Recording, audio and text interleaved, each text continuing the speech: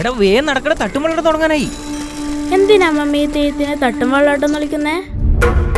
അത് മോനെ തെയ്യം പരിച കൊണ്ട് ആളുകളെ തട്ടും. അങ്ങനെ തട്ടി എന്താ സംഭവിക്കുക?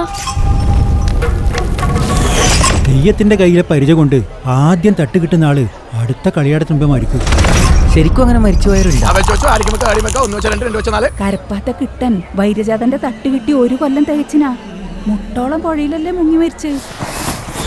അപ്പം മരം മുറിക്കുന്ന ആരാണോ വെള്ളാട്ടത്തിന്റെ തട്ട് കിട്ടി 4-ാം മാസം മരത്തുനിന്ന് വീണ് മരിച്ചില്ലേ? അതങ്ങനെയൊന്നുമല്ല. ഈ കാണുന്ന ആൾക്കാരെല്ലാം വന്നത് തെയ്യത്തിന്റെ തട്ട് വാങ്ങാനാണ്.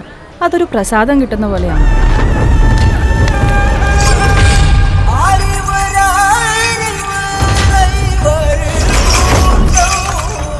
അതിനാര് തട്ടുകൊള്ളുന്നത്? വേറെ അടിയിട്ടെന്നാണോ ഞാൻ വന്നത്. സ്പെയിനിലെ കാളപ്പോര് കണ്ടിട്ടില്ലേ? കുത്തുന്ന് അറിഞ്ഞിട്ട് ആൾക്കാരെന്തിനാ ഈ ഓടുന്നത്? അതൊരു ഹരല്ലേ, ജീവിതത്തിന്റെ ഒരു ലഹരി. സന്ധ്യക്ക് ഈ തെയ്യത്തിനെ കാണാൻ തന്നെ ഒരു അരങ്ങാണ്. ഇവിടെ തട്ടുക. ഈ സൈഡ് നിന്നാ മതി. വാളിന്റെ ഭാഗം തട്ടൂല, പരിചയമില്ല ഭാഗം തട്ടുക. എന്നിട്ട് എന്തിനാ മമ്മ എല്ലാരും ഈ തെയ്യം കാണാൻ പറ്റുന്നത്?